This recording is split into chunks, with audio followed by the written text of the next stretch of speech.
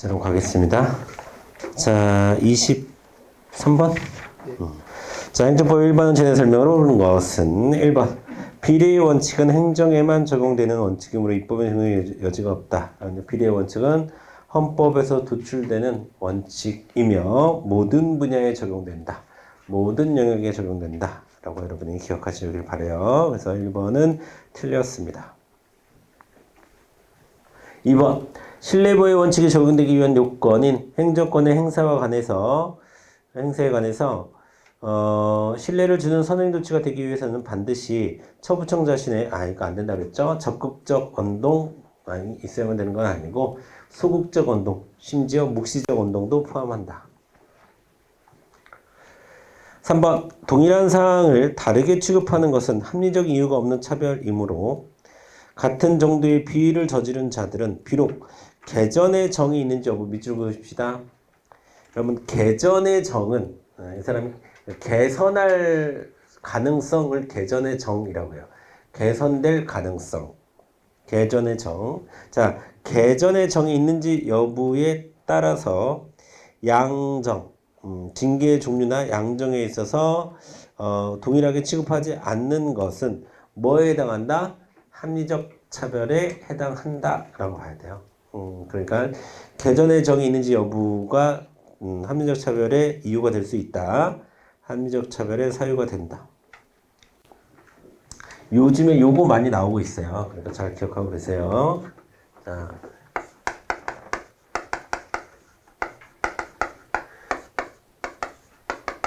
합리적으로 차별할 사유에 해당합니다. 자, 4번 보겠습니다. 재량권 행사의 준칙인 행정규칙이 그 정한 바에 따라 되풀이 시행되어 공표만 한 게 아니라 되풀이 시행됐대요. 행정관행이 이루어지게 됐대요. 그럼 평등의 원칙이나 신뢰보호의 원칙에 따라서 행정기관은 그 상대방에 대한 관계에서 그 규칙에 따라 자기 구속을 받게 되죠. 이런 걸 네 글자로 우리가 재량준칙이라고 얘기합니다.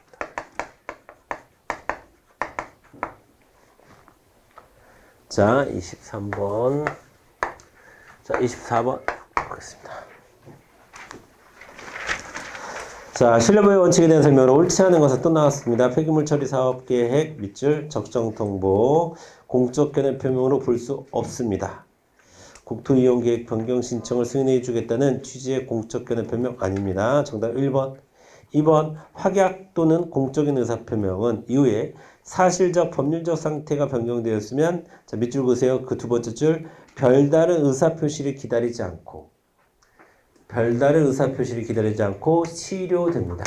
자, 확약은 자, 제가 소개팅 나가서 사귀기로 한 게 아니라 일주일에 한 번씩 영화 보기로 한 약속 정도가 확약이라고 그랬죠.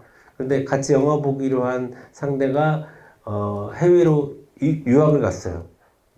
그러면 자, 그 사람의 별다른 의사표시를 기다려야 됩니까? 해외에서 일주일에 한 번씩 여기 와서 영화 볼까? 안 되지. 별다른 의사표시를 기다리지 않고 실효되는 겁니다. 3번. 행정청의 공적 견해 표명이 있었는지 여부에 판단하는 데 있어 반드시 행정적 이상의 형식적인 권한 문장이 구현될 것은 아니고 맞아요. 뭘 기준으로 보는 겁니까? 세 번째 줄에 상대방의 신뢰 가능성. 믿을만 했는가?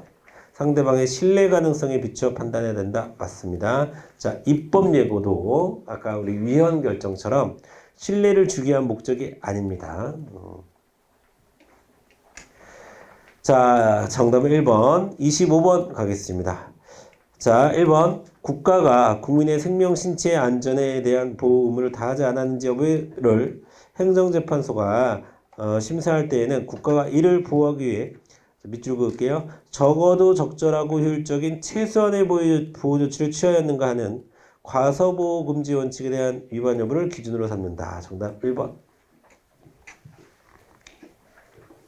자, 25번이네요. 자, 24번 없었고 25번. 그럼 보세요. 자, 과거에는요. 과거에는 전통적 관점, 현대적 관점.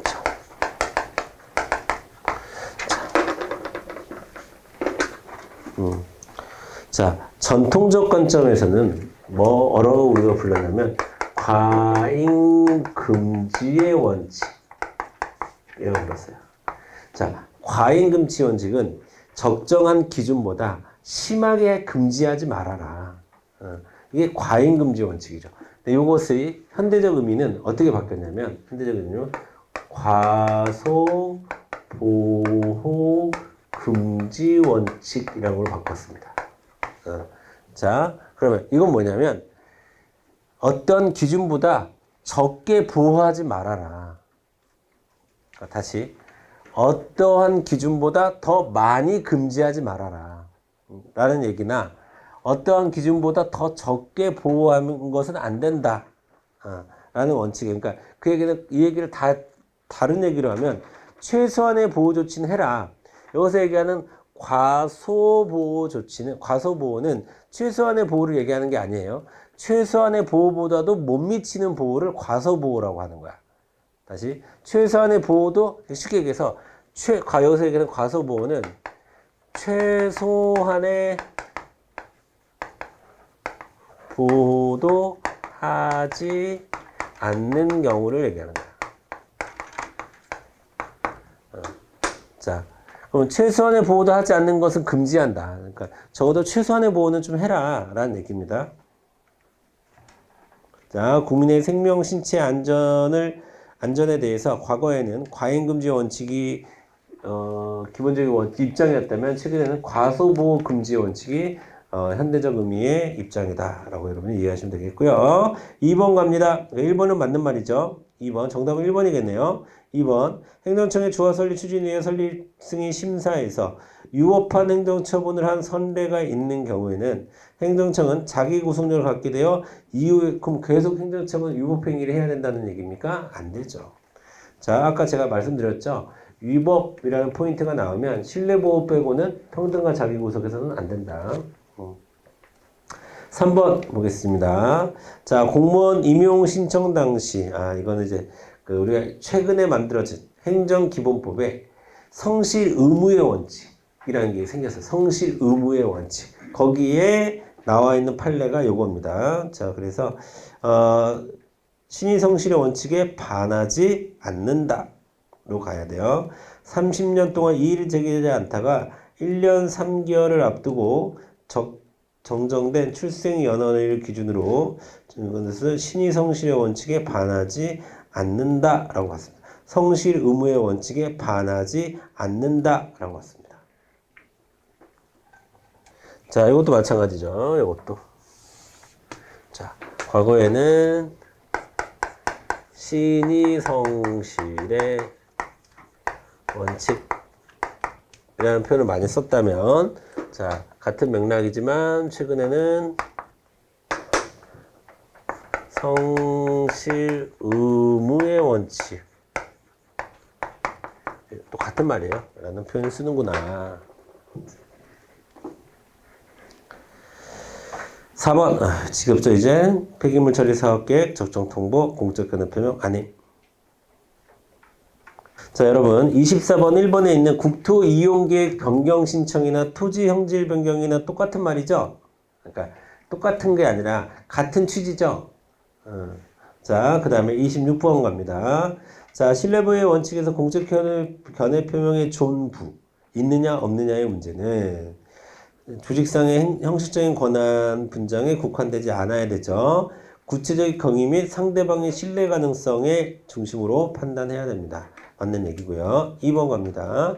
재난권 행사의 기준인 행정규칙이 반복적으로 시행되어 행정관행이 성립된 경우라도 그 행정규칙은 내부적 기준이므로 이를 위반 시 재난권 행사에 해당되지는 않는다라고 틀렸죠. 뭐가 성립됐어요? 반복 시행됨으로써 재량준칙이 성립이 됐죠. 그러면 그 재량준칙에 의해서 재량권의 일탈남용에 해당합니다. 자, 재량준칙에 대한 설명이었어요. 정답은 2번입니다. 3번 고속국도관리청의 고속도로 부지와 접도구역. 자, 밑줄 그으세요. 고속도로 부지와 접도구역과 속류관 매설. 이 두 가지는 실질적 관련성이 있다라고 보는 겁니다. 자, 주택 건축과 자, 진입도로와 같은 관계죠. 그쵸? 자, 그래서 이거는 부당결부 금지 원칙에 반하지 않는다. 왜? 실질적 관련성을 갖고 있기 때문에. 접두구역과 속류관 매설은. 자, 4번 하겠습니다. 4번 똑같은 거죠? 개전의 정은 합리적 차별이라고 봐요? 안 봐요? 합리적 차별이라고 본다는 거야. 합리적 차별의 사유가 돼야 해. 그러니까 그 평등원칙에 반하지 않는다. 27번 헌법재판소는 평등의 원칙이나 신뢰보의 원칙의 근거로 행정의 자기구속의 원칙을 인정하고 있다고 봤습니다. 2번 반복적으로 얘기해진 행정처분은 이거 똑같은 얘기죠. 유법하면 자기구속되지 않아요. 3번 그 정답은 2번이겠네요. 3번 재량의 통제법리와 관련된다. 두 번째 줄 밑줄 그으세요. 재량의 통제법리. 4번 재량준칙의 공표는 안 돼. 공표만으로는 안 돼요. 없고 재량준칙이 되풀이 시행되면 그러니까 재량준칙 되풀이 시행되면 그때 자기구속의 원칙이 성립된다라는 거야. 되풀이 시행돼요.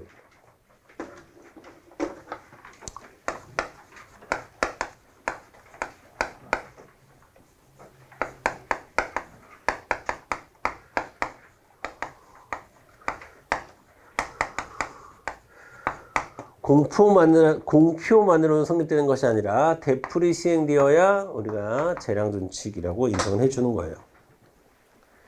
그럼 재량준칙이 인정된다는 얘기는 자기구속의 원칙이 적용된다라는 얘기고 넘어갑니다. 자, 행정법의 효력과 소급표의 여부 보도록 할게요. 자, 28번 보겠습니다. 28번. 자, 학교 급식을 위한 국내 우수 농산물을 사용하는 자에게 자, 식재료나 구입비 아까 이거 우리 봤었죠? 자, 지방자치단체에서 이것은 가트의 가트를 이거 1994년 이게 가트를 얘기하는 거고 조례하는 효력이 없다. 맞고요. 자, 몇 번이에요? 28번. 여러분 보세요.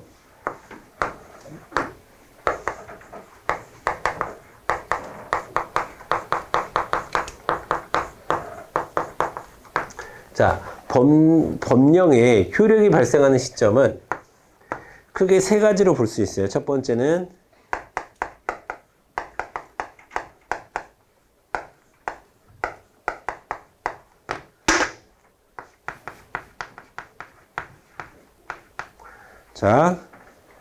자, 시행일을 정한 경우엔 언제가 효력 발생이 될까? 그 시행일이 되겠지. 이때부터 시행되는 거야 라고 정해놨으니까 그 법령에. 그 다음에 정하지 않았을 때는 자, 뭐를 기준으로 합니까? 공포를 기준으로 합니다. 공포. 자, 공포 후 20일. 그런데 국민의 권리 의무 관계에 직접적인 영향을 주는 경우에 국민의 권리 의무 관계에 영향을 주는 경우에는 며칠도 가능하다? 30일. 이렇게 세 가지가 있어요. 자, 이거는 국내 권리 의무 관계에 직접 영향이 없는 거고 이거는 국내 권리 의무 관계에 직접적 영향이 있을 때는 30일. 자, 2번 읽어보도록 하겠습니다. 국민의 권리 제한 또는 의무 부과와 직접 관련되는 법률 대통령령 총리령. 자, 그럼 30일 찾아야 되겠지. 30일 동그라미. 자, 여러분 그리고 긴급히 시행되어야 할 특별한 사유가 있는 경우는 어떻게 합니까? 시행일을 정하는 경우야. 이게. 긴급할 때 시행일을 정하면 돼. 일주일 후에 시행한다. 이틀 후에 시행한다. 이렇게 하면 돼요. 네, 시행일을 정하지 않았을 때는 기본이 20일, 30일. 자, 3번. 진정소급이라 하더라도 예외적으로 국민의 소급, 자, 이것도 별표 치세요. 밑줄 그을게요. 소급입법을 예상할 수 있거나 신뢰보호의 요청이 우선하는 심히 중대한 공익상의 사유가 있을 경우에 허용될 수 있다. 자, 그럼 돌아가서 18번에 3번 보겠습니다. 18번에 3번. 자, 당사자의 손실이 없거나 아주 경미한 경우, 중대한 공익상의 사유가 있는 경우, 그 다음에 여기에 또 지금 여기 우리가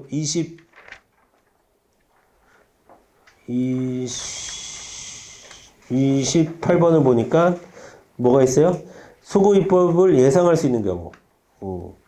자, 그 다음 29번에 2번으로 넘어갈게요. 29번에 2번. 자, 또 소급입법을 예상할 수 있는 경우, 법적 상태가 불확실한 경우. 자, 그러니까 여러분 지금 우리 문제로 나온 게 총 4가지예요. 4가지. 자, 진정소급이 예외적으로 인정되는 경우. 첫 번째, 예상 가능하다. 예상 가능한 경우. 두 번째, 자, 예상 가능한 경우. 그 다음에 중대한 공익상의 사유. 그 다음에 세 번째, 손실이 경미하거나 없어요. 그 다음에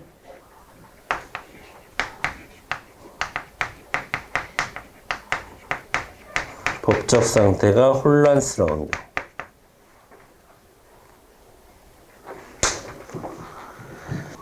자, 이런 경우에는 예외입니다. 예외. 소급입법이 적용되지 않는.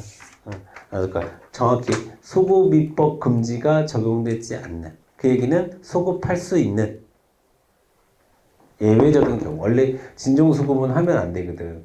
하는데 소급입법이 가능한 경우. 자, 4번. 개발제한구역 지정 및 관리에 관한 특별조치법의 개정으로 허가나 신고 없이 개발제한구역 내 공작물 설치를 할 수 있게 되었다면 그 법령의 시행 전에 이미 범하여진 위법한 설치 행위에 대한 가벌성은 소멸한다. 이것도 안 되죠. 자, 이후에 만들어졌대잖아, 법령이. 그렇죠? 자, 보세요. 법령 시행 이전에 이미 행위는 있었죠. 행위는 있었기 때문에 하지 않습니다. 자, 여러분 볼게요.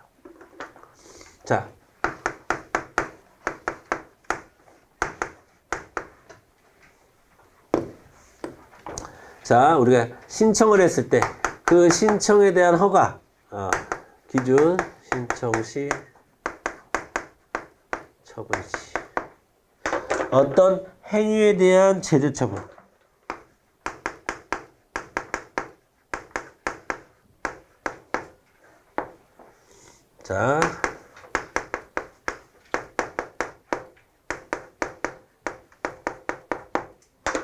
자, 이건 둘 다 어떤 법령을 적용할 것인가의 문제입니다. 자, 어떠한 수익적 처분이겠지, 대부분. 수익적 처분 신청하겠지, 국민들이. 그러면 신청할 때는 우리가 이때 적용되는 법령은 신청 시 기준이에요? 처분 시 기준이에요? 아까 했었지. 처분 시 기준. 그 다음에 어떠한 행위에 대한 제재 처분을 하려고 할 때는 행위 시를 기준으로 하는 거야? 처분 시를 기준으로 하는 거야? 행위 시를 기준으로 하는 게 원칙이야. 자, 그 다음에 요거 보세요. 자, 이거는 행위 시를 기준으로 한다는 것은 국법을 적용한다는 얘기예요? 신법을 적용한다는 얘기예요? 똑같은 얘기예요.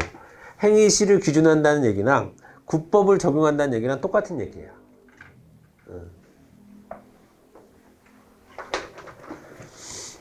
28번에 4번, 29번 가겠습니다. 1번, 법령을 좀 빨리 갈게요. 소급 적용하더라도 일반 국민이 이해와 직접 관련이 없는 경우, 오히려 그 이해를 증진하는 경우, 자, 불이익에 대한 고통을 제거하는 경우에도 예외적으로 법령의 소급 적용은 예외적으로 허용된다 이겁니다. 자, 여기서 중대한, 경미한 경우, 없는 경우, 또는 이익인 경우.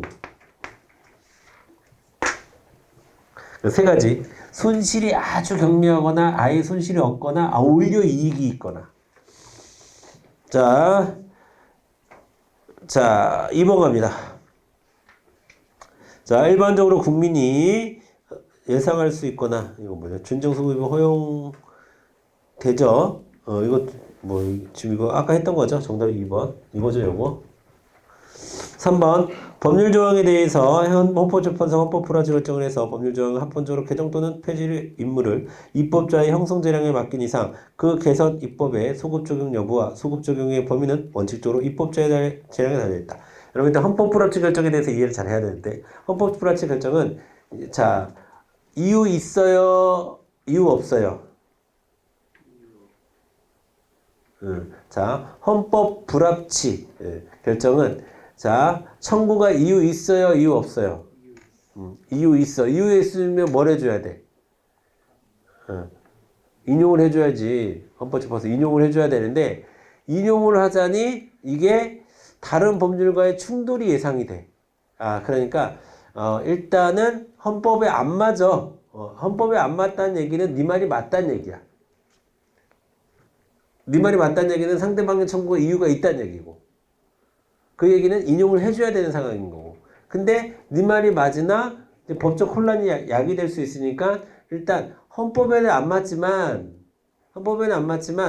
알았어 좀만 기다려봐 헌법에는 안 맞지만 이건 입법부에서 다시 좀 법을 만들어서 조정을 해야 될 것 같아 지금 우리가 가장 유명한 그러니까 그 최근에 가장 제일 큰 이슈는 낙태죄다 낙태죄가 헌법 불합치 결정이 내려졌어요. 그러나 그리고 새로운 법이 언제까지 딱 기한 내에 만들어지지 않으면 그냥 낙태죄 사라지는 거예요. 근데 이때 입법을 기다리는데 그 언제 여기서 지금 얘기하는 거는 여기서 언제까지 하는 것은 그때 소급 적용을 할 것인지 말 것인지까지도 입법자가 정하는 거다. 그러니까 헌법재판소가 입법자에게 토스를 한 거잖아요. 그 입법자가 소급 여부까지도 판단해라 라는 얘기니까 어렵지 않죠. 4번 자 법령의 효력이 시행 이전에 소급하지 않는다는 것은 시행 이전에 이미 종결된 사실 진정소급을 의미하는 것이지 시행이 이전부터 계속되는 사실 부진정 소급을 의미하는 것이죠. 계속되는 사실 자 부진정 소급을 의미하는 것은 아니죠. 부진정 소급은 인정됩니다. 30번 1번 과거에 완성된 사실에 대하여 당사자가 불리하게 제정 또는 개정된 신법을 적용하는 것은 자 당사자의 법적 안정성을 해치는 것이므로 어떠한 경우에도 허용될 수 없다라고 했는데 자 여러분 이것도 자 과거에 완성된 사실에 대하여 당사자에게 불리하게 또는 불리하게 바뀌었다 하더라도 신법을 바뀌었다 하더라도 당사자의 법적 안정성을 해치긴 하더라도 그것이 허용되죠. 그쵸? 여러분 이런 경우에는 신법 적용해야지. 그치? 이런 경우에 신법 적용해야지. 자, 그러니까 1번 틀렸고 2번 보겠습니다. 자, 2번이 대표적인 부진정 소급과 관련 부진정 소급을 인정하는 대표 판례. 아까 얘기했던 그 과세 기간 중에 세법이 바뀐 경우를 얘기하는 거예요. 과세 기간 중에 소득세법이 바뀌었어. 그러면 적용됩니다. 즉 소급적 박탈이 아니므로 유법하지 않다 이렇게 가야 되지. 3번 건설업 면허 수첩의 대여행위가 그 법령의 개정으로 취소 사유에 삭제되었다 하더라도 국법을 적용해서 취소해야죠. 신법이 아니라 국법을 바꿔주셔야 되고. 자 4번 자 행정법규 위반자에 대한 제재 처분하기 전에 처분의 기준이 행위시보다 불리하게 개정되었고 개정법에 경과 규정을 두는 등의 특별한 규정이 없으면 행위시의 법령을 적용해야 돼. 행위시의 법령을 적용해야 한다는 말이나 국법 적용한다는 말이랑 똑같아요. 31번 가겠습니다. 행정법의 시간적 효력에 대한 설명을 옳은 것은 1번 가겠습니다. 법령이 변경된 경우 신법령이 피적용자에게 유리하게 이를 적용하도록 하는 경과 규정을 두는 등의 특별한 규정이 없는 한 그 변경 전에 발생한 사항에 대해서 변경 후에 신법령이 아니라 변경 전에 구법령을 적용하는 것이 맞다라는 것. 자, 맞죠? 행위시 기준 정답 1번. 2번 보겠습니다. 법령을 소급 적용하더라도 일반 국민 내에 이해와 직접 관계가 없는 경우 똑같은 거죠. 예외적으로 소급 적용 가능하죠. 이거 계속 나오죠, 여러분. 네 가지 알고 계셔야 돼요. 자, 3번 법령의 소급 적용 금지의 원칙은 부진정 소급이 적용에도 적용되진 않죠. 부진정은 가능해. 진정만 안 된다는 얘기지. 자, 4번 보겠습니다. 한시법은 명문으로 정해진 유효기간이 경과하면 한시법이라고 하는 것은 시간의 한계를 이미 정해놓고 법을 만들어진 거예요. 이 법은 자, 2021년 1월 1일부터 2021년 12월 31일까지만 유효하다라고 하면 2021년 12월 31일이 지나면 그 법은 당연히 효력이 없어진 겁니다. 여러분 거기다가 당연실효라고 써요. 당연실효. 그런 경우를 우리가 당연실효라고 해요. 32번 갑니다. 자, 행정법의 공포에 대한 설명을 옳지 않은 것은 1번 국민의 권리, 제한 또는 의무부가 직접 관련되는 경우 뭐 찾아야 돼? 30일 찾으러 가야 되지. 두 번째 줄 30일. 2번 보겠습니다. 2번 대통령의 법률안 거부권 행사로 인하여 재의결된 법률을 이것 좀 구체적으로 나왔네. 국회의장이 공포하는 경우 어쩔 수 없이 국회의장이 공포하는 경우 둘 이상의 일간신문 오케이. 서울에서 발행되는 둘 이상의 일간신문 맞고요. 3번 지방자치단체장에 대한 조례와 규칙의 공포는 자 여러분 공보에 동그라미 치세요. 공보. 관보라고 하면 안 돼요. 지자체니까 공보라고 해야 돼. 공보. 맞죠?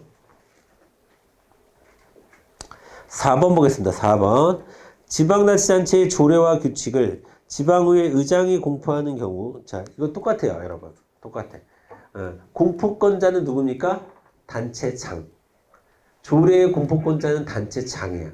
근데 단체장이 위와 같은 대통령이 그런 것처럼 거부권을 행사한 다음에 또 아유 내가 안 할래 이렇게 또 거부하면 안 하게 되면 지방의회 의장이 공포할 수 있는 거예요. 헷갈리면 안 돼. 공포권자는 대통령이거나 단체장이 돼야 돼요. 죄송합니다. 자, 근데 요때 이거는 좀 일반 신문 게재함과 동시에 지방자치단체의 인터넷 홈페이지가 아니라 게시판으로 바꿔줘요. 게시판.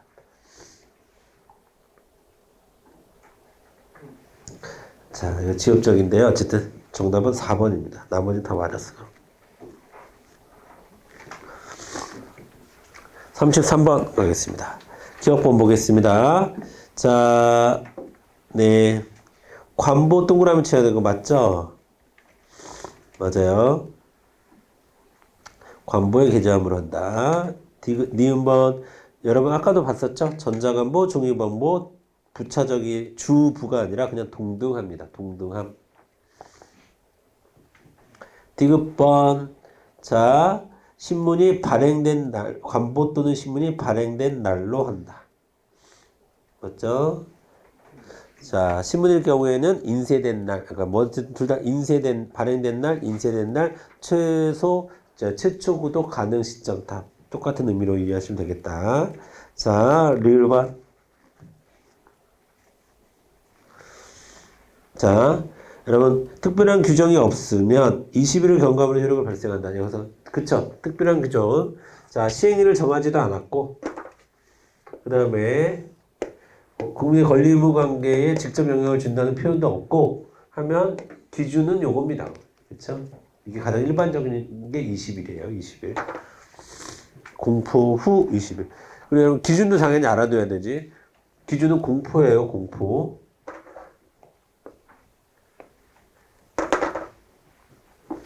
시험에서 이걸 뭘로 바꿔낼까? 의결로 바꿔낼 거예요. 의결. 국회 의결 후 20일. 틀립니다. 의결한 다음에 공포해야 돼요. 그리고 그 공포를 기준으로 20일.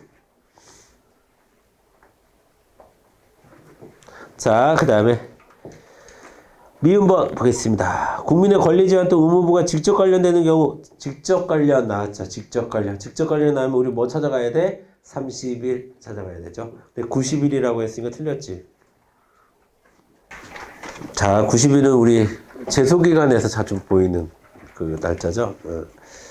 자, 그렇습니다. 여러분 다시 한번 말씀드리면 오늘 여기까지만 할게요. 그리고 제가 지금 오늘은 막 33문제밖에 안 풀었지만 앞으로 가면 갈수록 문제 푸는 속도가 빨라질 거니까 너무 걱정하지 마시고 어쨌든 여기 문제가 총 몇 개입니까? 300문제죠?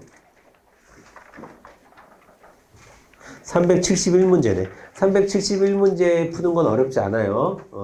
자, 우리 여러분, 국어, 영어, 한국사는 6교시로 진행되고, 행정법하고 행정하고 문제풀이가 4교시씩이에요. 4교시씩 이렇게 하는 거 어렵지 않습니다. 그래서 저는 여기 371개의 문제를 푸는 것을 일단 목표로 할 거고요. 중간중간마다, 제가 뭐 필요한 문제가 있거나 하면 말씀을 드릴 텐데, 그런 거는 제가 모의고사라든가 좀 다른 과정에서 좀 말씀을 드리는 걸로 하고, 오히려 저는, 좀 기본 이론 시간에 이야기하지 못했던 좀 더 세부적인 내용, 이론을 좀 전달하는데 이번 과정에는 초점을 두려고 생각하고 있습니다. 아시겠죠? 그래서 문항수를 많이 풀어보는 것은 목적이 아니다. 문항수는 여기 371개 정도로 만족을 할 것이다. 문항수를 많이 풀어야 되는 것은 우리 수업이 아니라 여러분의 개인 학습이 돼야 한다. 아시겠죠? 여러분이 개인 학습할 때는 문항을 많이 풀어보시고, 또 한 번 말씀드리지만 내일은 행정기본법, 그 다음에 행정절차법, 그 다음에 개인정보와 관련된 법, 그 다음에 정보공개와 관련된 법, 이렇게 4가지 법과 그 다음에 11월 달 모의고사 그게 해설 강의를 할 테니까, 내일도 뭐 일반 행정직이신 분들은 오전에는 행정학 수업이 있겠죠. 행정 수업이 있겠고, 끝나고 오후에 행정법 법령 특강을 할 예정이니 참석해 주시길 바라겠습니다. 네, 참석해 주시길 바란 게 아니라 참석해야 돼요. 알겠죠? 재량이 아니라 기속입니다. 아시겠죠? 자, 오늘 수업은 여기서 마치겠습니다. 수고하셨습니다. 감사합니다.